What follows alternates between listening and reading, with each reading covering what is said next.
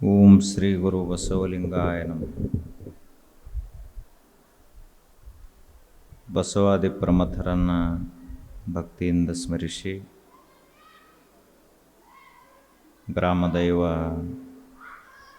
ಕಾಲಭೈರವನಾಥನಿಗೆ ಭಕ್ತಿಯಿಂದ ನಮಿಸಿ, ಮಹಾಯೋಗಿಗಳು, ತಪಸ್ವಿಗಳು, ಜ್ಞಾನಿಗಳೆನಿಸಿದ ಪರಮ ಪೂಜನೀಯ ಶ್ರೀಮನ್ನಿರಂಜನ ಪ್ರಣವ ಸ್ವರೂಪಿ ರಾಜಯೋಗಿ ಗುರುಬಸವ ಮಹಾಶಿವಗಳವರ ಪಾದಪದ್ಮಗಳಿಗೆ ಭಕ್ತಿಯಿಂದ ನಮಿಸಿ, ಪರಮ ಪೂಜ್ಯ ಶ್ರೀಮನ್ನಿರಂಜನ ಪ್ರಣವ ಸ್ವರೂಪಿ ಚನ್ನಬಸವ ಮಹಾಶಿವಗಳವರ ಗದ್ದುಗೆಗೂ ಭಕ್ತಿಯಿಂದ ನಮಸ್ಕರಿಸಿ, ಶ್ರದ್ಧೆಯಿಂದ ಆಗಮಿಸಿದಂತಹ ತಮ್ಮೆಲ್ಲರಿಗೂ ಶರಣು ಶರಣಾರ್ಥಿಗಳು. ಋಷಿಮುನಿಗಳು, ಈ ಜಗತ್ತಿನ ಹಿರಿಯರು, ಅವರು ತಮ್ಮ ಅಂತರಂಗದಲ್ಲಿ ಇರುವಂತಹ ಆತ್ಮವನ್ನು ಸಾಕ್ಷಾತ್ಕಾರ ಮಾಡಿಕೊಂಡರು ಮತ್ತು ಈಶ್ವರ ಅಂದರೆ ಯಾರು, ಜೀವ ಅಂದರೆ ಏನು, ಜಗತ್ತಂದರೆ ಏನು, ಈ ಎಲ್ಲ ಪ್ರಶ್ನೆಗಳಿಗೆ ಸವಿಸ್ತಾರವಾದಂತಹ ಉತ್ತರವನ್ನು ನಮ್ಮೆಲ್ಲರಿಗೂ ಕೊಟ್ಟರು. ನಾವು ಜ್ಞಾನಿಗಳಾಗಿ ಬದುಕಬೇಕು. ಜ್ಞಾನವೇ ನಮ್ಮ ಜೀವನದ ಉಸಿರಾಗಬೇಕು. ಯಾಕೆ ಅಂದರೆ ಜ್ಞಾನದ ಹೊರತಾಗಿ ಜಗತ್ತಿನಲ್ಲಿ ಇರುವುದೆಲ್ಲವೂ ಜಡ. ನಾವೆಲ್ಲರೂ ಜ್ಞಾನವನ್ನು ಪಡೆಯದೇ ಹೋದರೆ, ಜ್ಞಾನಿಗಳಾಗದೇ ಇದ್ದರೆ ಜಡಮತಿಗಳಾಗ್ತೀವಿ, ಜಡಜೀವಿಗಳಾಗ್ತೀವಿ. ಯಾವಾತನು ಜಡವಾದಂತಹ ಪದಾರ್ಥಗಳೇ ತನ್ನವು ಅಂತ ತಿಳಿದುಕೊಳ್ತಾನ, ಅವನು ಜಡಮತಿಯಾಗ್ತಾನೆ. ಆದರೆ ಯಾವಾತನು ತಾನು ಚೈತನ್ಯ ಮೂರ್ತಿಯಾದಂತಹ ಆತ್ಮವಸ್ತು ಅಂತ ತಿಳಿತಾನಲ್ಲ, ಅವನು ಜ್ಞಾನಿಯಾಗ್ತಾನೆ. ಅರಿವು ಅಂದ್ರೆ ಇದೇ ಅರಿವು. ಯಾವುದು ಜಡವಲ್ಲವೋ, ಚೇತನಯುಕ್ತವೋ, ಯಾವುದು ಇಡೀ ಜಗತ್ತಿನ ಮೂಲ ಆಧಾರವೋ, ಅದುವೇ ಆತ್ಮ. ಅದನ್ನು ತಿಳಿಯಬೇಕು. ಅದನ್ನು ಯಾರು ತಿಳಿದರೋ ಅವರು ಜ್ಞಾನಿಗಳಾದರು. ನಾವು ಕಲ್ಲು, ಕಟ್ಟಿಗೆ, ಮಣ್ಣು ಇವುಗಳಲ್ಲಿಯೇ ನಮ್ಮ ಆಯುಷ್ಯವನ್ನು ಕಳೆದು ಬಿಡುತ್ತೇವೆ. ನಮ್ಮ ಆಯುಷ್ಯವನ್ನು ಬರೀ ಜಡವಾದ ಪದಾರ್ಥಗಳಿಗಾಗಿ, ಯಾವುದಕ್ಕೆ ತನ್ನ ಜ್ಞಾನವೂ ಇಲ್ಲ, ಇನ್ನೊಂದರ ಜ್ಞಾನವೂ ಇಲ್ಲವೋ ಅದಕ್ಕೆ ಜಡ ಅಂತ ಕರೀತಾರೆ. ಹಾಗಾದರೆ ಈ ವಿಶ್ವದಲ್ಲಿ ನಾವೇನೇನು ವ್ಯವಹಾರವನ್ನು ಮಾಡ್ತೇವೆ ಅದೆಲ್ಲ ಸಾಮಾನ್ಯವಾಗಿ ಜಡದ ವ್ಯವಹಾರನ ಅದ. ಚೈತನ್ಯಶೀಲವಾದಂಥದ್ದು ಒಂದೇ ಒಂದು, ಅದು ಆತ್ಮ, ಪರಬ್ರಹ್ಮ. ಅದನ್ನು ಒಂದನ್ನು ತಿಳಿಯದೆ ಹೋದರೆ ನಾವೆಲ್ಲರೂ ಜಡಮತಿಗಳೇ, ಜಡಜೀವಿಗಳೇ. ನಮ್ಮ ಜೀವನ ಜಡಜೀವನ ಆಗ್ತದೆ. ಜಡಜೀವನದ ಹಾನಿಗಳೇನು, ಚೈತನ್ಯಮಯ ಜೀವನದ ಲಾಭಗಳೇನು? ತಿಳಿದವರು ಹೇಳ್ತಾರ, ಜಡವಾದ ವಸ್ತುಗಳನ್ನೇ ಬಹಳಷ್ಟು ನಂಬಿದ ಅಂದ್ರೆ ಅಲ್ಲಿ ಏನಾದರೂ ಬದಲಾವಣೆಗಳಾದವು ಅಂದರೆ ಇಲ್ಲಿ ಬದಲಾವಣೆಗಳು ಚಾಲು ಆಗ್ತಾವೆ. ಹೊರಗ ಮನೆಗೇನಾದರೂ ಆಯಿತು ಅಂದರೆ ಇವನಿಗೇನಾದರೂ ಮಾನಸಿಕವಾಗಿ ಚಿಂತೆ ಪ್ರಾರಂಭ ಆಗ್ತದೆ. ಹೊರಗ ರೊಕ್ಕ ಏನಾದರೂ ನಷ್ಟವಾಯಿತು ಅಂದ್ರೆ, ಧನದ ಹಾನಿ ಆಯಿತು ಅಂದರೆ ಇವನು ಚಿಂತೆಗೆ ಆತಂಕಕ್ಕೆ ಒಳಗಾಗುತ್ತಾನೆ. ತನ್ನ ಸ್ಥಾನಮಾನಗಳೇನಾದರೂ ಇಕ್ಕಟ್ಟಿಗೆ ಸಿಲುಕಿದು ಅಂದ್ರೆ ಏನಾಯಿತು ನನ್ನ ಜೀವನ ಅಂತ ಭ್ರಮೆಗೆ ಒಳಗಾಗುತ್ತಾನೆ. ಆದರೆ ಚೈತನ್ಯಯುಕ್ತವಾದಂತಹ ಜೀವನದಿಂದ ಮನುಷ್ಯ ಮನುಷ್ಯನಾಗಿರುವುದಿಲ್ಲ, ದೇವತ್ವವನ್ನು ಹೊಂದತಾನ, ಅಮರತ್ವವನ್ನು ಹೊಂದುತ್ತಾನೆ. ಇದು ಬರೀ ಹೇಳುವ ಕೇಳುವ ಗ್ರಂಥದ ಮಾತಲ್ಲ. ಹೌದಪ್ಪ, ಇದನ್ನೊಂದು ಗ್ರಂಥದಲ್ಲಿ ಹೇಳ್ಯಾರ ಅದಕ್ಕಾಗಿ ಈ ರೀತಿ ಅದ ಅಂತ ಹಿಂಗೇನಲ್ಲ. ಇದು ಅನುಭವ ಸಿದ್ಧವಾದಂತಹ ಮಾತು. ನಾವು ಎಷ್ಟು ಜಡ ಜಗತ್ತಿನ ಸಂಪರ್ಕದಲ್ಲಿ ಇರ್ತೀವಿ ಅಷ್ಟೇ ದುಃಖಿಗಳಾಗಿರ್ತೀವಿ. ಎಷ್ಟು ಈ ಜಡ ಜಗತ್ತಿನ ಭಾವವನ್ನು ಕಡಿಮೆ ಮಾಡ್ಕೊಳ್ತೀವಿ, ಈ ಜಂಜಡದಿಂದ ಹೊರಗೆ ಬರ್ಲಾಕ ಪ್ರಯತ್ನ ಮಾಡ್ತೀವಿ, ಅಷ್ಟು ಸುಖಿಗಳಾಗಿರ್ತೀವಿ. ಜಾಗ್ರತಿನಲ್ಲಿರುವಾಗ ನಾವೆಲ್ಲರೂ ದುಃಖಿಗಳೇ. ಅದೇ ಸ್ವಲ್ಪ ಕನಸು ಬಿತ್ತು ಅಂದ್ರೆ ದುಃಖ ಅರ್ಧ ದುಃಖ ಕಡಿಮೆ ಆಗ್ತದೆ. ಕನಸಿನಿಂದಲೂ ಸ್ವಲ್ಪ ಒಳಗೆ ಹೋದ ಅಂದ್ರೆ ಗಾಢ ನಿದ್ರೆ, ಏನೇನೂ ಇಲ್ಲಲ್ಲಿ. ಪ್ರತಿ ದಿನದ ಅನುಭವ ಇದೇ ರೀತಿಯಾಗ್ಯದ. ಈ ಜಡ ಜಗತ್ತಿನಿಂದ ನಾವು ಎಷ್ಟು ಒಳಗೆ ಹೋಗ್ತೇವಲ್ಲ ಅಷ್ಟೇ ಸುಖಿಗಳಾಗ್ತೀವಿ, ಎಷ್ಟು ಈ ಜಗತ್ತಿನಲ್ಲಿ ಮುಳುಗಿ ಹೋಗ್ತೇವಲ್ಲ ಅಷ್ಟೇ ದುಃಖಿಗಳಾಗ್ತೀವಿ. ಆದ್ದರಿಂದ ಈ ವಿಶ್ವದಲ್ಲಿ ನಾವು ಎಷ್ಟು ಜಡದ ಸಂಪರ್ಕವನ್ನು ಮಾಡಿಕೊಳ್ತೇವಲ್ಲ ಅಷ್ಟೇ ನಮ್ಮ ದುಃಖ ಹೆಚ್ಚಾಕೋತ ಹೋಗ್ತದೆ. ಅದಕ್ಕೆ ತಿಳಿದವರೆಲ್ಲರೂ ತ್ಯಾಗಿಗಳೇ ಅದಾರ. ಭೋಗಿಯಾದಂತಹ ಮನುಷ್ಯ ದುಃಖಿಯಾಗ್ತಾನೆ. ರಾಜ ಮಹಾರಾಜರೆಲ್ಲರೂ ದುಃಖಿಗಳು. ದೊಡ್ಡ ದೊಡ್ಡ ಪ್ರತಿಭಾವಂತರು ಪಂಡಿತರೆಲ್ಲರೂ ದುಃಖಿಗಳು. ಮಹಾ ಸಾಮರ್ಥ್ಯಶಾಲಿಗಳೆಲ್ಲರೂ ದುಃಖಿಗಳು. ಇನ್ನು ಉಳಿದವರಂತೂ ದುಃಖಿಗಳೇ ಅದಾರ. ಹಾಗಾದರೆ ಇವರು ದುಃಖಿಗಳಾಗಲಿಕ್ಕೆ ಕಾರಣ ಏನು ಅಂತ ಕೇಳಿದರೆ, ರಾಜ ಮಹಾರಾಜರೆಲ್ಲರೂ ಗಳಿಸಿದ್ದು ಜಡವಾದ ಸಂಪತ್ತನ್ನು ಗಳಿಸಿದರು. ಯಾವುದಕ್ಕೆ ತನ್ನ ಜ್ಞಾನ ಇಲ್ಲ, ಇನ್ನೊಂದರ ಜ್ಞಾನ ಇಲ್ಲವೋ ಅಂತಹ ಮುತ್ತು ರತ್ನ ಬಂಗಾರಗಳನ್ನು ಸಂಗ್ರಹ ಮಾಡಿದರು. ಸ್ಥಾನಮಾನಗಳನ್ನು ಗಳಿಸಿಕೊಂಡ್ರು. ರಾಜ ಮಹಾರಾಜರಾದರು. ದೊಡ್ಡ ದೊಡ್ಡ ಸಿಂಹಾಸನದ ಮೇಲೆ ಕುಳಿತರು. ಆದರೂ ಕೂಡ ಅವೆಲ್ಲವೂ ಜಡವಾಗಿರುವಂಥವು.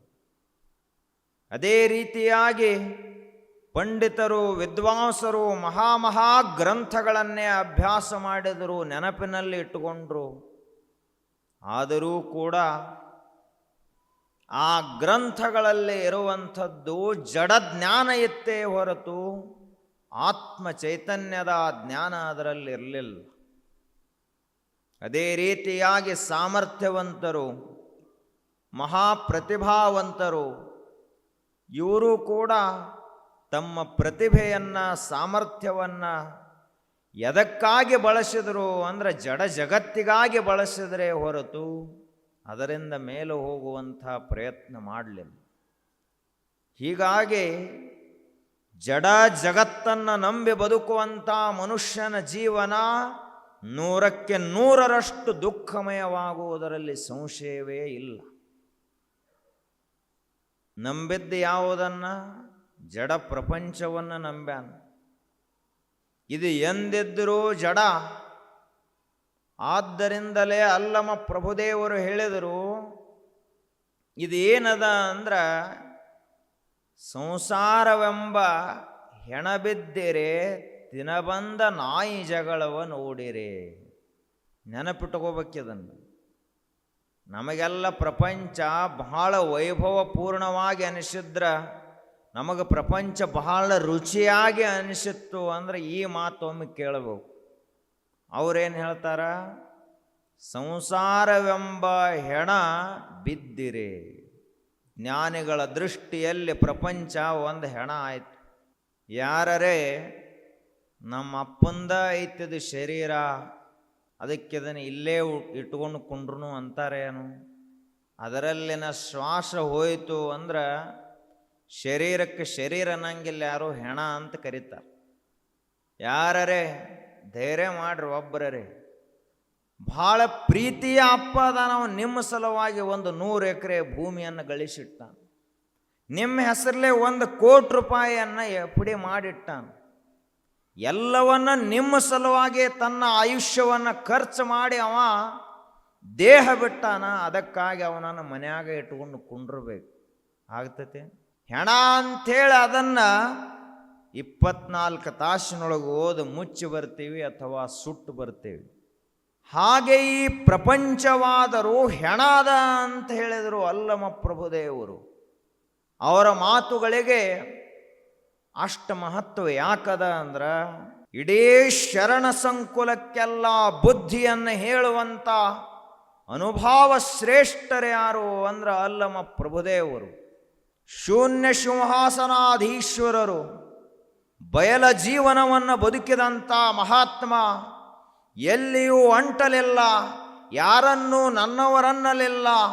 ಇಡೀ ದೇಶವನ್ನೇ ತಿರುಗಾಡಿ ಎಲ್ಲ ಮತಪಂಥ ಸಂಪ್ರದಾಯಗಳಲ್ಲಿ ಹುದುಗಿದಂತಹ ಮೌಢ್ಯವನ್ನು ತಮ್ಮ ಅನುಭವದ ದೀಪ್ತಿಯಿಂದಲೇ ತೆಗೆದು ಹಾಕಿದಂಥ ಒಬ್ಬ ಸಿದ್ಧ ಪುರುಷ. ಯಾವಾತನ ಮಾತುಗಳಲ್ಲಿ ಜ್ಞಾನ ಸೂರ್ಯ ಪ್ರಖರವಾಗಿ ಹೊಳಿತಾ ಇದ್ದನೋ ಅಂತಹ ಅಲ್ಲಮ ಪ್ರಭು. ಯಾವನ ಮಾತುಗಳಿಗೆ ತಲೆವಾಗಿ ಬಸವಣ್ಣನವರು ಸಾಷ್ಟಾಂಗ ನಮಸ್ಕಾರವನ್ನು ಮಾಡಿದರು. ವಿಚಾರ ಮಾಡಬೇಕು, ಅವರಲ್ಲಿ ಎಂತಹ ಸಾಮರ್ಥ್ಯ ಇತ್ತು. ಅವರು ಹೇಳ್ತಾರೆ ಈ ಮಾತನ್ನು, ಸಂಸಾರವೆಂಬ ಹೆಣ ಬಿದ್ದಿರೆ. ಹೆಣ ಅಂದ್ರೆ ಯಾವುದರಲ್ಲಿ ಇರುವಂಥ ಉಸಿರು ಹೋಗ್ತದಲ್ಲ ಅದಕ್ಕೆ ಹೆಣ ಅಂತ ಕರೀತಾರೆ. ಶಿವ ಇದ್ದ ಯಾವಾಗ ಉಸಿರುತ್ತೋ ಆವಾಗ ಶವ. ಯಾವಾಗ ಆದ ಅಂದ್ರೆ ಉಸಿರು ಹೋದ ಮರುಕ್ಷಣವೇ ಶವ ಆದ. ಆದ್ದರಿಂದ ಇದೆಲ್ಲ ನಾವು ಮಾಡುವಂಥ ಪ್ರಪಂಚ ಏನದ, ಇದೆಲ್ಲವೂ ಜಡವಾದ ಪ್ರಪಂಚ, ನಿಷ್ಕ್ರಿಯವಾದಂತಹ ಪ್ರಪಂಚ. ಹೆಣದ ಜೊತೆಗೆ ವ್ಯವಹಾರ ಮಾಡುವಂಥ ಮನುಷ್ಯನಿಗೆ ಏನಂತ ಕರೀತಾರೆ? ಬುದ್ಧಿಹೀನ ಅಂಥೇಳಿ ಕರೀತಾರೆ. ನಾವು ಬಹಳ ಬಡದಾಡ್ತೀವಿ ಅಂದರೆ ಹೆಣಕ್ಕಾಗಿ ಬಡಿದಾಡುವಂಥವರು ಅಂತ ಕರೀತಾರವರು. ಭೂಮಿಗಾಗಿ ಬಡಿದಾಡುವಂಥ ಮನುಷ್ಯ ಯಾರು? ಹೆಣಕ್ಕಾಗಿ ಬಡಿದಾಡಿದಂಥವನೇ ಇವನು ಮತ್ತೊಬ್ಬ ಅಲ್ಯವ. ಅದೇ ರೀತಿಯಾಗಿ ಸ್ಥಾನಮಾನಗಳಿಗಾಗಿ ಬಡಿದಾಡುವಂಥ ಜನರು ಕೂಡ ಹೆಣಕ್ಕಾಗಿ ಬಡಿದಾಡುವಂಥವರು. ಹೆಣಗಳಿಗಾಗಿ ಬಡಿದಾಡೋರು ಯಾರಪ್ಪ? ನಾಯಿಗಳಿಗೆ ಹಸುವಾಗಿರ್ತದ, ಅವು ಒಂದು ತುಸು ಏನ್ರೆ ಹರಿದು ತಿನ್ನೋನು ಅಂತ ನಾಯಿಗಳು ಬಡಿದಾಡ್ತಾವೆ. ಮನುಷ್ಯರು ಯಾರಾದರೂ ಹೆಣ ಯಾವುದೇ ಇದ್ರೂ ಅದ್ರ ಸಮೀಪ ಹೋಗಿ ನನಗೆ ಇರಲಿ ಹೆಣ, ನನಗೆ ಇರಲಿ ಅಂತ ಬಡಿದಾಡ್ತಾರೆ? ಯಾವ ಮನುಷ್ಯನೂ ಬಡಿದಾಡುವುದಿಲ್ಲ. ಆದರೆ ನಾಯಿಗಳು ಹಂಗಲ್ಲ, ಅವು ಹೆಣದ ಸಲುವಾಗಿನ ಬಡಿದಾಡ್ತಾವ. ದಿನಬಂದ ನಾಯಿ ಜಗಳವ ನೋಡಿ ಹೆಣನೆದ್ದು ನಗುತ್ತಿದೆ. ಆ ಹೆಣನ ಎದ್ದು ನಗಲಾಕ್ ಚಾಲೋ ಮಾಡ್ತಿ, ಎಷ್ಟು ಹುಚ್ಚದಾವಿವು. ಆದ್ದರಿಂದ ನಾವೆಲ್ಲರೂ ಈಗ ಸದ್ಯ ಏನು ಮಾಡ್ತಾ ಇದ್ದೀವಲ್ಲ, ಇದು ಹೆಣದ ಜಗಳ ಐತೆ ಅಷ್ಟ. ಹೆಣಕ್ಕಾಗಿ ಬಡಿದಾಡುವಂಥ ಜನ ಜೀವಂತದಾರತ್ತೆ ಹೆಂಗೆ ಹೇಳುವುದು? ಇವರಲ್ಲಿ ಪ್ರಜ್ಞೆ ಅನ್ನುವಂಥದ್ದು ಜೀವಂತದ ಅಂತಾರೆ ಹೆಂಗೆ ಹೇಳುವುದು? ಇವರಲ್ಲಿ ಇರುವಂಥ ಪ್ರಜ್ಞಾ ನೇತ್ರ ಸತ್ತು ಹೋಗ್ಯದ, ಮುಚ್ಚಿ ಹೋಗ್ಯದ.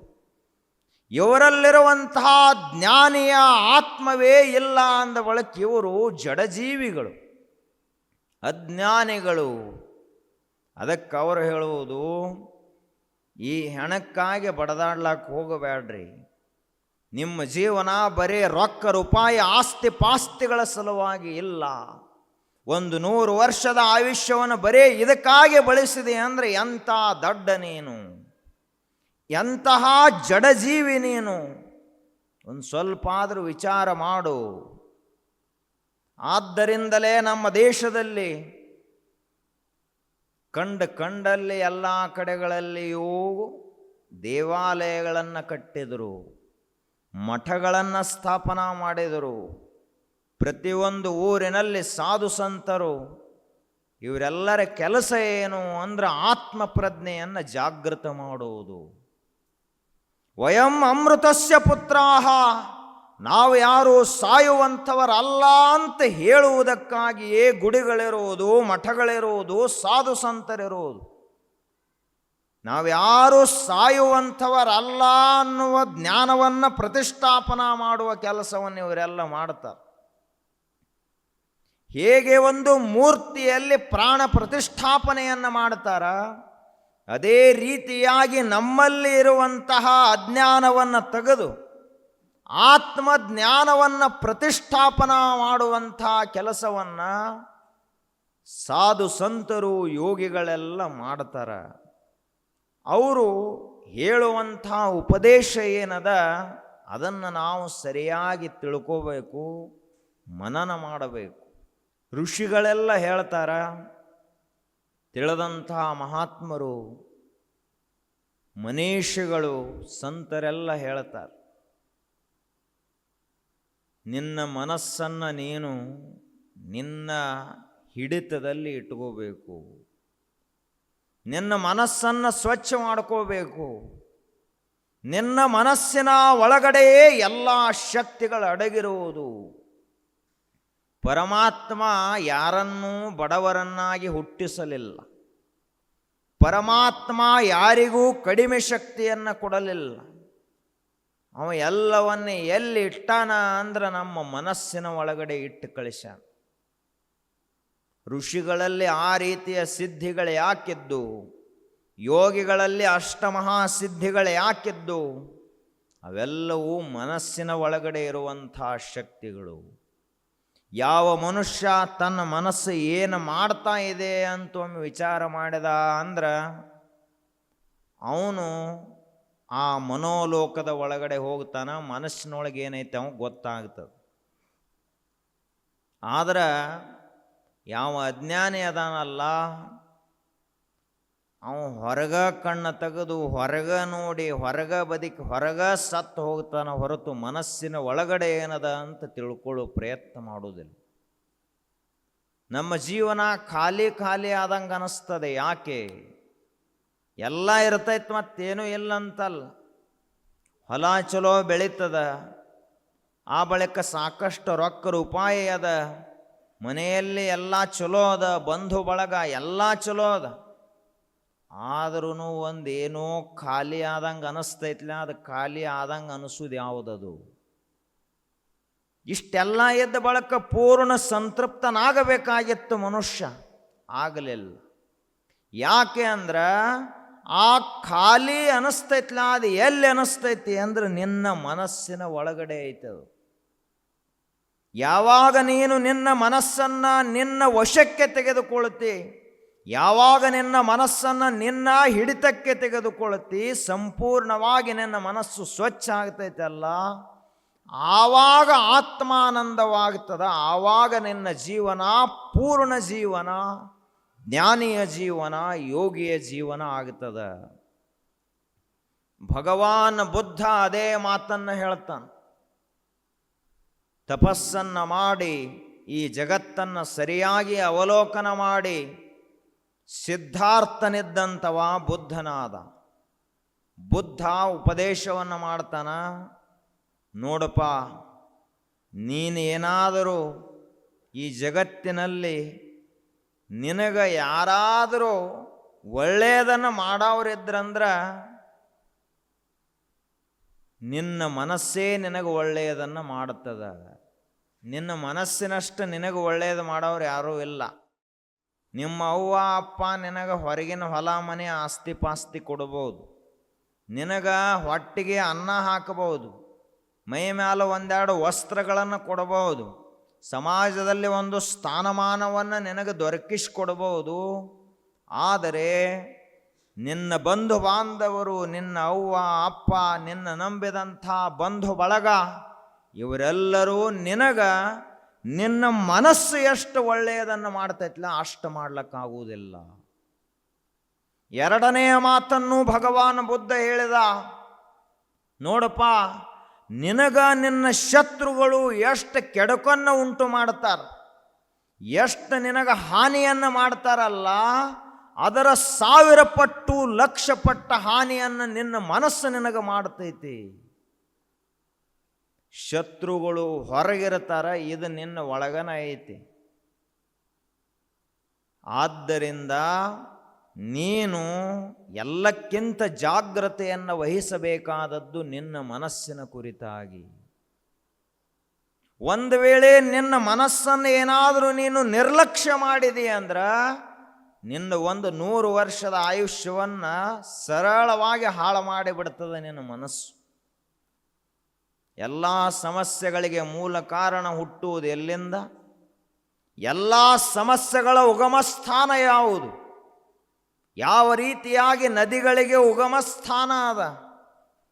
ಕೃಷ್ಣಾ ನದಿ ಎಲ್ಲಿ ಹುಟ್ಟಿತಪ್ಪ? ಮಹಾಬಳೇಶ್ವರದಲ್ಲಿ ಹುಟ್ಟಿತು. ಗಂಗಾ ನದಿ ಗಂಗೋತ್ರಿಯಲ್ಲಿ ಹುಟ್ಟಿತು. ಯಮುನಾ ನದಿ ಯಮುನೋತ್ರಿಯಲ್ಲಿ ಹುಟ್ಟಿತು. ಹಂಗ ನಿನ್ನ ಈ ದುಃಖಕ್ಕೆ ಕಾರಣವಾಗುವಂಥ ಎಲ್ಲ ಅಂಶಗಳು ಹುಟ್ಟಿದ್ದು ಎಲ್ಲಿಂದ? ಚಿಂತೆ ಎಲ್ಲಿಂದ ಹುಟ್ಟಿತು? ಭಯ ಎಲ್ಲಿಂದ ಹುಟ್ಟಿತು? ಭ್ರಮೆಗಳು ಎಲ್ಲಿಂದ ಹುಟ್ಟಿದವು? ಕಾಮಕ್ರೋಧಾದಿಗಳು ಎಲ್ಲಿಂದ ಹುಟ್ಟಿದವು? ಅಜ್ಞಾನ ಎಲ್ಲಿಂದ ಹುಟ್ಟಿತು? ಕ್ಲೇಶಗಳೆಲ್ಲ ಎಲ್ಲಿಂದ ಹುಟ್ಟಿದವು? ಇದಕ್ಕೆಲ್ಲ ಉಗಮ ಸ್ಥಾನ ಯಾವುದು ಅಂತ ಕೇಳಿದ್ರೆ ನಮ್ಮ ಮನಸ್ಸು ಇದೆಲ್ಲದರ ಉಗಮ ಸ್ಥಾನ. ಅದೇ ರೀತಿಯಾಗಿ ಸದ್ಗುಣಗಳೆಲ್ಲ ಹುಟ್ಟಿದ್ದು ಇದೇ ಮನಸ್ಸಿನಲ್ಲಿ. ದೈವೀ ಶ್ರದ್ಧೆ ಹುಟ್ಟಿದ್ದು ಇದೇ ಮನಸ್ಸಿನಲ್ಲಿ. ಪರಮಾತ್ಮನ ಜ್ಞಾನ ಅವತರಿಸಿದ್ದು ಇದೇ ಮನಸ್ಸಿನಲ್ಲಿ.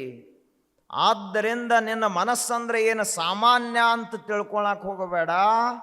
ಇಡೀ ವಿಶ್ವದಲ್ಲಿರುವಂಥ ಒಳ್ಳೆಯದು ನಿನ್ನ ಮನಸ್ಸಿನಲ್ಲೇ ಅದ, ಕೆಟ್ಟದ್ದೆಲ್ಲ ನಿನ್ನ ಮನಸ್ಸಿನಲ್ಲೇ ಅದ. ನೀನು ಒಂದು ವೇಳೆ ಮನಸ್ಸು ಮಾಡಿದ್ರೆ ಹಿಂದೇ ಒಳ್ಳೆಯವನಾಗಬಹುದು. ನೀನು ನಿರ್ಲಕ್ಷ್ಯ ಮಾಡಿದೆ ಅಂದರೆ ಜಗತ್ತಿನಲ್ಲೇ ಅತ್ಯಂತ ಕೆಟ್ಟ ವ್ಯಕ್ತಿ ಆಗಬಹುದು. ಅದಕ್ಕೆಲ್ಲ ಕಾರಣ ಹೊರಗಿನವರಲ್ಲ, ನಿನ್ನ ಮನಸ್ಸು ಅಂತ ಹೇಳ್ತಾರೆ. ನಮ್ಮ ಮನಸ್ಸ ಗಾಳ ಎಬಸ್ಕೋತ ಹೋದೇವಿ ಅಂದರೆ ಏನಾಗ್ತದ? ಕೊಳಚೆ ನೀರು ಏಳಕ್ಕೆ ಚಾಲೂ ಮಾಡ್ತದೆ. ಅದೇ ಮನಸ್ಸನ್ನು ಸುಮ್ಮ ಶಾಂತ ಹಂಗ ಬಿಟ್ಟಿವಿ ಅಂದ್ರೆ ನಿರ್ಮಲ ದೇವಗಂಗಾ ನದಿಯಾಗಿ ಹರಿತದ ನಿನ್ನ ಮನಸ್ಸು. ಅದಕ್ಕಾಗಿ ಒಂದು ಸ್ವಲ್ಪ ಈ ಕಡೆ ಲಕ್ಷ್ಯ ಕೊಡಬೇಕು ಅಂತ ಜ್ಞಾನಿಗಳು ಹೇಳ್ತಾರೆ. ಏನು ಮಾಡ್ಬೇಕು ನಾವು? ನಮ್ಮ ಮನಸ್ಸನ್ನು ಸ್ವಚ್ಛ ಮಾಡೋ ಕೆಲಸ ಮಾಡಬೇಕು. ದಿನ ಎದ್ದು ಕೂಡಲೇ ಹೆಂಗೆ ಮನೆ ಕಸ ಹೊಡಿತೀವಿ ಹಂಗೆ ಮನಸ್ಸಿನ ಕಸವನ್ನು ಹೊಡೆಯುವ ಅಭ್ಯಾಸ ಮಾಡ್ಕೋಬೇಕು. ಏನ್ರಿದು ಕಸಬರಿಗೆ ಎಲ್ಲಿ ಸಿಗುತ್ತಾವು? ಎಲ್ಲಿ ಸಿಗಂಗಿಲ್ಲವು. ಜಪ ಮಾಡು, ನಿನ್ನ ಮನಸ್ಸು ಸ್ವಚ್ಛ ಹಾಕೋತ ಹೋಗ್ತದೆ. ಒಬ್ಬರಿಗೆ ಹಸದವರಿಗೆ ಒಂದು ತುತ್ತು ಅನ್ನ ಉಣಸು, ನಿನ್ನ ಮನಸ್ಸು ಸ್ವಚ್ಛ ಹಾಕೋತ ಹೋಗ್ತದೆ. ಅದೇ ರೀತಿಯಾಗಿ ಬಡಬಗ್ಗರಿಗೆ ದಾನ ಮಾಡು, ನಿನ್ನ ಮನಸ್ಸು ಸ್ವಚ್ಛ ಆಗ್ತದೆ. ಧ್ಯಾನ ಮಾಡು, ನಿನ್ನ ಮನಸ್ಸು ಸ್ವಚ್ಛ ಆಗ್ತದೆ. ಅದಕ್ಕೆ ನಾವೆಲ್ಲರೂ ಮನೋರೋಗಿಗಳಿದ್ದೀವಿ. ಈಗ ಸದ್ಯದಲ್ಲಿ ನಮ್ಮ ಮನಸ್ಸು ಆರಾಮದಾವ ಅಂತ ಹೇಳಕ್ಕೆ ಬರಂಗಿಲ್ಲ. ಎಲ್ಲರೂ ಹೆಂಗದಿರಿ ಮೊದಲನೇ ಪ್ರಶ್ನೆನ ಎಲ್ಲರದು. ಭೇಟಿ ಆದ ಕೂಡಲೇ ಏನು ಕೇಳ್ತೀವಿ? ಹೆಂಗದಿರಿ? ಇಲ್ರಿ ಆರಾಮದೀವಿ. ಮ್ಯಾಲಿಂದ ಆರಾಮಿರ್ತೀವಿ. ಮಾನಸಿಕವಾಗಿ ಖರೇನ ಹೇಳ್ರಿ ಆರಾಮದಿದ್ರೋ ಇಲ್ಲೋ ಅಂತ ಪ್ರಶ್ನೆ ಕೇಳ್ರಿ ಅಂದ್ರೆ ಏನು ಹೇಳ್ತೀವಿ ನಾವು? ಖರೆ ಏನು ಆರಾಮಿಲ್ರಿ, ಮ್ಯಾಲ ಆರಾಮದೀವಿ ಅಂತ ಹೇಳ್ತೀವಿ. ಖರೆ ಆರಾಮಿರೋದಂದ್ರೆ ಏನು? ಬರೇ ಮಾತಿಂದಲೇ ಆರಾಮಿರೋದಂದ್ರೆ ಏನು? ತೋರಿಕೆಯ ಜಗತ್ತಿನಲ್ಲಿ ನಾವೆಲ್ಲ ನಕ್ಕೋತ ತಿರುಗಾಡ್ಲ ಹತ್ತಿದ್ದೀವಿ. ಮಾನಸಿಕವಾಗಿ ಒಂದು ತುಸು ವಿಚಾರ ಮಾಡಿ ನೋಡಿದ್ರೆ ಕೆಲವೊಬ್ಬರಿಗೆ ರೊಕ್ಕದ ತ್ರಾಸ, ಕೆಲವೊಬ್ಬರಿಗೆ ಮಕ್ಕಳ ಮಾತು ಕೇಳುವುದಿಲ್ಲತ್ತ ತ್ರಾಸ, ಕೆಲವೊಬ್ಬರಿಗೆ ಊರಾಗ ಸ್ಥಾನಮಾನ ಸಿಕ್ಕಿಲ್ಲ ಅಂತ ತ್ರಾಸ, ಕೆಲವೊಬ್ಬರಿಗೆ ಏನು ಹಂಗ ಒಂದೋ ಎರಡು. ಅದಕ್ಕೆ ಅವ್ರು ಹೇಳ್ತಾರ ಜ್ಞಾನಿಗಳು, ಈ ಮನೋರೋಗ ಏನೈತ್ಲ ಇದನ್ನು ಕಳ್ಕೋಬೇಕಂದ್ರೆ ನೀನು ನಿನ್ನ ಮನಸ್ಸು ಸ್ವಚ್ಛ ಮಾಡ್ಕೋ ಮೊದಲ. ನಾವು ಎಲ್ಲೋ ಒಂದು ಕೆಟ್ಟ ಐತಿ ಅಂತ ಹೇಳ್ತೀವಿ. ಎಲ್ಲೋ ಕೆಟ್ಟೆಲ್ಲ, ಕೆಟ್ಟೆಲ್ಲವೂ ನಮ್ಮ ಮನಸ್ಸಿನಲ್ಲಿ ಅದ, ಒಳ್ಳೆಯದೆಲ್ಲವೂ ನಮ್ಮ ಮನಸ್ಸಿನಲ್ಲಿ ಅದ. ಅದನ್ನು ಹೊರಗೆ ತೆಗೆಯುವಂತಹ ಪ್ರಯತ್ನವನ್ನು ಮಾಡಬೇಕು. ಯಾವುದು ಒಳ್ಳೆಯದೋ ಅದನ್ನು ಹೊರಗೆ ತೆಗೆಯುವಂತಹ ಪ್ರಯತ್ನವನ್ನು ಮಾಡು. ಎಷ್ಟು ಹೊಲಸಾಗ್ಯಾವ ನಮ್ಮ ಮನಸ್ಸು ಅಂತ ಕೇಳಿದ್ರೆ, ಈ ಮನಸ್ಸಿನ ಒಳಗಡೆ ಪರಮಾತ್ಮ ವಾಸ ಮಾಡ್ತಾನ. ಆದ್ರೆ ಅದೇ ಮನಸ್ಸಿನಲ್ಲಿ ಕಾಮ ಕ್ರೋಧಾದಿಗಳೆಲ್ಲ ವಾಸ ಮಾಡ್ತಾವೆ. ಹಿಂದಿನ ಕಾಲಕ್ಕೆ ಅವರು ಬೇಡ್ಕೊಳ್ಳುವವರು, ಆ ಬಳಿಕ ಡೊಂಬರಾಟ ಮಾಡೋವರು, ಬಯಲಾಟ ಮಾಡೋವರು, ಇನ್ನು ಬೇರೆ ಬೇರೆ ಸರ್ಕಸ್ ಎಲ್ಲ ಮಾಡೋರು ಅಲ್ಲೆಲ್ಲೇ ತಂಬು ಹೊಡೆದು ಇರ್ತಿದ್ರು. ಅವ್ರು 4 ದಿವಸ ಇರುವುದು, ಜಾತ್ರೆ ಅಲ್ಲೆಲ್ಲ ಮುಗಿಸೋದು, ಮತ್ತು ಮುಂದಿನ ಊರಿಗೆ ಹೋಗೋದು, ಹಿಂಗೆ ಮಾಡ್ತಿದ್ರು. ಹಂಗೆ ನಮ್ಮ ಮನಸ್ಸಿನಲ್ಲಿ ಕಾಮಕ್ರೋಧಾದಿಗಳು, ಅಜ್ಞಾನ, ಚಿಂತೆ, ಭ್ರಾಂತಿ, ಭಯಗಳೆಲ್ಲವೂ ಮನಿನ ಕಟ್ಟಿಬಿಟ್ಟವು. ತಂಬು ಹೊಡೆದಿಲ್ಲವು, ಕಾಯಮ್ಮಾಗಿ ಮನಿನ ಕಟ್ಟಿಬಿಟ್ಟವು. ಇಲ್ಲೇ ಚಲೋ ಐತೆ, ಆರಾಮಿರೋನು, ಇವು ಮಾಲಕ ಮಳ್ಳದಾನ ಅಂತವೆಲ್ಲ ನಮ್ಮ ಮನಸ್ಸಿನಲ್ಲೇ ವಾಸ ಮಾಡ್ತಾ ಇದ್ದಾವೆ. ದೇಹೇ ತಿಷ್ಟಂತಿ ತಸ್ಕರಾಹ, ಇವೆಲ್ಲ ಜ್ಞಾನರತ್ನಾಪಹಾರಾಯ, ತಸ್ಮಾತ್ ಜಾಗೃತ ಜಾಗೃತ ಜಾಗೃತ. ಸ್ವಲ್ಪ ಎಚ್ಚರಾಗು ಅಂತ ಹೇಳ್ತಾರೆ ಜ್ಞಾನಿಗಳು. ಕಳ್ಳರೆಲ್ಲೋ ಹೊರಗಿಲ್ಲ, ಶತ್ರುಗಳೆಲ್ಲೋ ಹೊರಗಿಲ್ಲ, ನಿನ್ನ ಒಳಗಾದಾರ, ನಿನ್ನ ಮನಸ್ಸಿನಲ್ಲೇ ವಾಸ ಮಾಡ್ಯಾರ. ಹಂಗಾದ್ರೆ ಇವು ಹೋಗ್ಬೇಕಂದ್ರೆ ಏನು ಮಾಡಬೇಕು? ಮನಸ್ಸಂತೂ ಸ್ವಚ್ಛ ಆಗಲೇಬೇಕು. ಮನಸ್ಸು ಸ್ವಚ್ಛವಾಗದ ಹೊರತು ಮನುಷ್ಯ ಪರಮಾತ್ಮನ ಸಾಕ್ಷಾತ್ಕಾರ ಇವನಿಗೆ ಆಗುವುದಿಲ್ಲ. ದೇವ ಸಾಕ್ಷಾತ್ಕಾರವಾಗದ ವಿನಃ ದುಃಖ ಹೋಗುವುದಿಲ್ಲ. ದುಃಖ ಹೋಗದ ಹೊರತು ನಮ್ಮ ಜೀವನ ಸಾರ್ಥಕ ಆಗುವುದಿಲ್ಲ. ಜೀವನ ಸಾರ್ಥಕ ಆಗಬೇಕಾಗಿತ್ತು ಅಂದ್ರೆ ಬರೇ ರೊಕ್ಕ ಗಳಿಸಿದ್ರಾಗುವುದಿಲ್ಲ, ಮನಸ್ಸು ಸ್ವಚ್ಛ ಮಾಡ್ಕೋಬೇಕು. ಯಾರ ಮನಸ್ಸದು? ಶರೀರ ಯಾರದು? ನಮ್ಮದ ಶರೀರ. ಮನಸ್ಸು ಯಾರದು? ನಮ್ಮದ ಮನಸ್ಸು. ಹಂಗ ಹಾಸಿಗೆಂದ ಎದ್ದು ಕೂಡಲೇ ಜಳಕ ಮಾಡಲಾರ್ದ ಯಾರೇ ಊರಾಗ ಬರ್ತಾರೆ? ಎಷ್ಟು ಲಕ್ಷ ಕೊಟ್ಟು ಜಳಕ ಮಾಡಿ ಒಂದು ಬ್ಯಾಡ್ 4 ಸಾರಿ ಕನ್ನಡಿ ಮುಂದೆ ನಿಂತು ಎಲ್ಲ ವ್ಯವಸ್ಥೆ ಮಾಡ್ಕೊಂಡನ ಹೊರಗೆ ಬರ್ತಾರೆ. ಎಲ್ಲರೇ ಅಪಮಾನ ಆದಿತ್ತು, ಕೂದಲದು ಸರಿಯಾಗಿ ಹಿಕ್ಕೊಂಡು ಮಾಡಿ ತುಸು ಅದು ಇದು ಹಚ್ಕೊಂಡು ಮಾಡಿ ಬೆಳ್ಳಗಾಗಿ ಹೊರಗೆ ಬರ್ತಾರೆ. ಯಾಕೆ ಅಂತ ಕೇಳಿದ್ರೆ ಎಲ್ಲರ ಅಪಮಾನ ಆತಂದ್ರೆ ಹೆಂಗೆ, ಜನ ಏನ್ರಿ ಅಂದ್ರಂದ್ರೆ ಹೆಂಗೆ, ಹೊರಗಿಂದಷ್ಟ ವಿಚಾರ ಮಾಡಿದೆಪ್ಪ. ನೀನು ಎಂದು ಹುಟ್ಟಿದಿ ಇಲ್ಲಿ ತಕ ಮಾನಸಿಕ ಸ್ನಾನವನ್ನು ಒಮ್ಮೆಯೂ ಮಾಡಿಲ್ಲ ಅಂದ ಬಳಕ ಎಷ್ಟು ಹೊಲಸದಿ ನೀನು ಮಾನಸಿಕವಾಗಿ. ಹಂಗ ನೀವು ಒಂದು ವೇಳೆ ಬಂದಿ ಅಂದ್ರ ಸಂತ ಸಮಾಜದಲ್ಲಿ ನಿನಗೆ ಗೌರವ ಇರುವುದಿಲ್ಲ, ಸಭ್ಯ ಸಮಾಜದಲ್ಲಿ ನಿನಗೆ ಕಿಮ್ಮತ್ತಿರುವುದಿಲ್ಲ. ಅಜ್ಞಾನಿಗಳ ಜಾತ್ರೆಯಲ್ಲಿ ನಿನ್ನನ್ನು ರಾಜ ಅಂತ ಮೆರೆಸಬಹುದು, ಸಂತ ಸಮಾಜ ನಿನಗೆ ಗೌರವವನ್ನು ಕೊಡುವುದಿಲ್ಲ. ಇವ ಒಬ್ಬ ಒಳ್ಳೆಯ ಮನುಷ್ಯ ಅಂತ ಸಮಾಜ ಒಪ್ಪಿಕೊಳ್ಳುವುದಿಲ್ಲ. ಅದಕ್ಕೆ ಹೆಂಗೆ ಹೊರಗಿನ ಶರೀರವನ್ನು ಸ್ವಚ್ಛ ಮಾಡ್ಕೋತಿ, ಹೊರಗಿನ ಶರೀರವನ್ನು ಅಲಂಕಾರ ಮಾಡುತ್ತಿ, ಅದೇ ರೀತಿಯಾಗಿ ನಿನ್ನ ಮನಸ್ಸನ್ನು ಸ್ವಚ್ಛ ಮಾಡ್ಕೋ, ಅದೇ ರೀತಿಯಾಗಿ ನಿನ್ನ ಮನಸ್ಸನ್ನು ಅಲಂಕಾರ ಮಾಡು. ಆವಾಗ ನೀನು ಒಬ್ಬ ಜ್ಞಾನಿ ಆಗುತ್ತಿ ಅಂತ ಮಹಾತ್ಮರು ಹೇಳ್ತಾರೆ. ಭಗವಾನ್ ಬುದ್ಧ ಹೀಗೇ ಪ್ರವಚನವನ್ನು ಹೇಳ್ತಾ ಇದ್ದ. ಪ್ರವಚನದಲ್ಲಿ ರಾಜರು, ಮಹಾರಾಜರು, ರಾಜಕುಮಾರರು, ಪಂಡಿತರು, ಸೇನಾಧಿಕಾರಿಗಳು, ಸೇನಾಪತಿಗಳು, ಸೈನಿಕರು, ಪ್ರಜೆಗಳು, ಭಕ್ತರು ಎಲ್ಲರೂ ಬಂದು ಸೇರ್ತಾ ಇದ್ರು. ಎಷ್ಟು ಪ್ರಭಾವಿಯಾದ ಪ್ರವಚನ ಇರ್ತಿತ್ತು ಅಂದ್ರೆ, ಪ್ರವಚನ ಮುಗಿದ ತಕ್ಷಣ ನೂರಾರು ಜನ ಯುವಕರು ಮನೆಗೆ ಹೋಗ್ತಿರ್ಲಿಲ್ಲ. ಅಂಥ ಪ್ರವಚನ. ಬುದ್ಧಂ ಶರಣಂ ಗಚ್ಛಾಮಿ, ಸಂಘಂ ಶರಣಂ ಗಚ್ಛಾಮಿ, ಧಮ್ಮಂ ಶರಣಂ ಗಚ್ಛಾಮಿ ಅಂಥೇಳಿ ಬುದ್ಧನ ಹಿಂದನ ಬೆನ್ನು ಹತ್ತಿ ಬಿಡುತ್ತಿದ್ರು, ಹೊಳ್ಳಿ ಮನೆಗೆ ಹೋಗ್ತಿರ್ಲಿಲ್ಲ. ಬೌದ್ಧ ಭಿಕ್ಷುಗಳಾಗಿ ಪರಿವರ್ತನೆ ಆಗ್ತಾ ಇದ್ರು. ಬೌದ್ಧ ಭಿಕ್ಷು ಆಗುವುದು ಅಂದ್ರೆ ಸನ್ಯಾಸಿ ಆಗುವುದು, ತ್ಯಾಗಿ ಆಗುವುದು, ಯೋಗಿ ಆಗುವುದು. ಆವಾಗ ಒಂದು ದಿವಸ ಪ್ರವಚನ ಮುಗಿತ್ತು. ಮುಗಿದ ಬಳಿಕ ಸಾಕಷ್ಟು ಜನ ಯುವಕರು ಬುದ್ಧನಿಗೆ ಬಂದು ನಮಸ್ಕಾರ ಮಾಡಿ, ನಮ್ಮನ್ನೂ ನಿಮ್ಮ ಶಿಷ್ಯಾರನ್ನ ಮಾಡ್ಕೋರಿ ಅಂತ ಹೇಳಿದರು. ನಮಗೂ ಬೌದ್ಧ ಭಿಕ್ಷುವಿನ ದೀಕ್ಷೆಯನ್ನು ಕೊಡಬೇಕು ಅಂತ ಕೇಳಿದರು. ಆಗ ಬುದ್ಧ ಒಂದು ಪ್ರಶ್ನೆಯನ್ನು ಕೇಳಿದ. ನಾನು ದೀಕ್ಷೆಯನ್ನು ಕೊಡ್ತೀನಿ, ಆದರೆ ನೀ ಯಾರು ಹೇಳಪ್ಪ ಅಂತ ಕೇಳಿದ ಬುದ್ಧ. ಒಬ್ಬಂದ ನಾನು ಬ್ರಾಹ್ಮಣ ಅಂತ ಹೇಳಿದ. ಬ್ರಾಹ್ಮಣರಿಗೆ ನಾವು ದೀಕ್ಷಾ ಕೊಡೋದಿಲ್ಲ ನಡೀಪ ಅಂತ ಹೇಳಿದರು ಬುದ್ಧ. ಇನ್ನೊಬ್ಬ ಬಂದ, ನೀನು ಯಾರು ಅಂತ ಕೇಳಿದರು. ನಾನು ಕ್ಷತ್ರಿಯ ಅಂತ ಹೇಳಿದ. ನಡಿ, ಕ್ಷತ್ರಿಯರಿಗೂ ನಾವು ದೀಕ್ಷೆಯನ್ನು ಕೊಡೋದಿಲ್ಲ. ಇನ್ನೊಬ್ಬ ಬಂದ, ನೀ ಯಾರಪ್ಪ ಅಂತ ಕೇಳಿದರು. ನಾನು ವ್ಯಾಪಾರ ಮಾಡ್ತೀನಿ, ದೊಡ್ಡ ವ್ಯಾಪಾರಿ ಅಂತ ಅವ ಹೇಳಿದ. ಅವ್ರಿಗೆ ಜಾಗ ಇಲ್ಲ ನಮ್ಮ ಕಡೆ ಅಂತ ಕಳಿಸಿದ. ಮತ್ತೊಬ್ಬ ಬಂದ, ನೀ ಎಲ್ಲಾವ?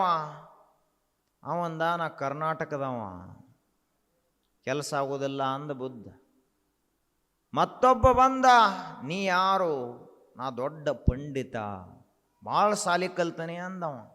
ಸಾಲಿ ಕಲ್ತವ್ರ ಕೆಲಸ ನಮ್ಮಲ್ಲಿಲ್ಲಪ್ಪ, ನಡಿ ಅಂತ ಹೇಳಿದ. ಇಷ್ಟರೊಳಗಾಗಿ ಮಗ್ಗಲದಲ್ಲಿಯೇ ಇದ್ದಂಥ ಆನಂದ ಅನ್ನುವಂಥ ಶಿಷ್ಯ ಒಳ್ಳೆ ಪ್ರಶ್ನೆಯನ್ನು ಕೇಳಿದ ಬುದ್ಧನಿಗೆ. ಅಲ್ರಿ, ನೀವು ಬ್ರಾಹ್ಮಣರಿಗೆ ದೀಕ್ಷಾ ಕೊಡೋದಿಲ್ಲ, ಕ್ಷತ್ರಿಯರಿಗೆ, ವ್ಯಾಪಾರಿಗಳಿಗೆ, ಪಂಡಿತರಿಗೆ, ಇವರು ಯಾರಿಗೂ ದೀಕ್ಷಾ ಕೊಡೋದಿಲ್ಲ ಅಂತಿರಲ್ಲ, ಯಾಕೆ ಅಂತ ಕೇಳಿದ. ಆಗ ಬುದ್ಧ ಹೇಳಿದ, ನಮ್ಮ ಶಾಲ್ಯಾಗ ಮೊದಲು ಏನೇನು ಕಲ್ತಿರ್ತಾರಲ್ಲ ಅದನ್ನೆಲ್ಲ ಬಿಟ್ಟ ಬಳಕನ ನಮ್ಮಲ್ಲಿ ಪ್ರವೇಶ. ನಾ ಅಂಥವ ಅಂತವನ್ ತಲೆಯಾಗಿತ್ತಂದ್ರೆ ನಮ್ಮ ನಿರ್ವಾಣದ ದೀಕ್ಷೆ ನಾವು ಕೊಡ್ಲಾಕ ಬರುವುದಿಲ್ಲ ಅಂತ ಹೇಳಿದ ಬುದ್ಧ. ಅವ ಎಲ್ಲ ಮೊದಲು ಏನೇನದಾನ ಎಲ್ಲನ ಬಿಟ್ಟು ಇಲ್ಲಿ ಬರ್ಬೇಕಂತ ಹೇಳಿದ. ಅಷ್ಟರಲ್ಲಿ ಹೊಲದಲ್ಲಿ ಕೆಲಸ ಮಾಡುವಂಥ ಒಬ್ಬ ರೈತನ ಮಗ, ಯುವಕ ಓಡ್ಕೋತನ ಬಂದ. ಬಂದ ಬುದ್ಧನಿಗೆ ನಮಸ್ಕಾರವನ್ನು ಮಾಡಿ ನನಗ ನಿರ್ವಾಣದ ದೀಕ್ಷೆಯನ್ನು ಕೊಡಬೇಕು ಅಂತ ಕೇಳಿದ. ಆಗ ಬುದ್ಧ ನೀ ಯಾರು ಅಂತ ಕೇಳಿದ. 10 ವರ್ಷ ನಿಮ್ಮ ಚಿಂತನೆಯನ್ನು ಮಾಡಿ ನಿಮ್ಮ ಪ್ರವಚನವನ್ನು ಕೇಳಿ ನಾ ಯಾರನ್ನುವುದನ್ನ ನನಗೆ ಮರೆತು ಹೋಗೈತಿ, ನಾ ಯಾರತ್ತ ನನಗೆ ಗೊತ್ತಿಲ್ಲ, ಅದಕ್ಕೆ ದೀಕ್ಷಾ ಕೊಡ್ರಿ ಅಂತ ಕೇಳಿದ. ಆಗ ಬುದ್ಧಂದ, ನೀ ಯಾರತ್ತನ ನಿನಗೆ ಮರೆತು ಹೋಗಿತ್ತು ಅಂದ್ರ ನಿನಗೆ ನಮ್ಮ ಧರ್ಮದ ಬೌದ್ಧ ಭಿಕ್ಷುಗಳ ಸಂಘದಲ್ಲಿ ನಿನಗೆ ಸ್ವಾಗತದ ಬಾ ಅಂಥೇಳಿ ಬುದ್ಧ ನಿಮಿತ್ತ ಮಾತ್ರಕ್ಕಾಗಿ ಅವನಿಗೆ ದೀಕ್ಷೆಯನ್ನು ಕೊಟ್ಟ. ಹಂಗಾದ್ರೆ ನಾವು ಎಲ್ಲಿ ತಪ್ಪಿದ್ದೀವಿ, ಅವ ಎಲ್ಲಿ ಸರಿ ಇದ್ದ? ನಾವೆಲ್ಲ ಏನೇನ್ರಿ ಹಿಡ್ಕೊಂಡನ ಇದೀವಿ. ಹೆಂಗೆ ಬರ್ತೀವಿ ಅಂತ ಕೇಳಿದ್ರೆ ಏನೋ ಒಂದು ತಲೆಯಾಗಿ ಇಟ್ಕೊಂಡನ ಬರ್ತೀವಿ. ನಮ್ಮ ಮನಸ್ಸಿನಲ್ಲಿ ಏನೋ ಒಂದು ಇರ್ತದೆ. ಆ ಗದ್ದಲ ಇರುವವರೆಗೆ ನಾವು ಬುದ್ಧರಾಗಲಿಕ್ಕೆ ಸಾಧ್ಯವೇ ಇಲ್ಲ ಅಂತ ಹೇಳ್ತಾರೆ.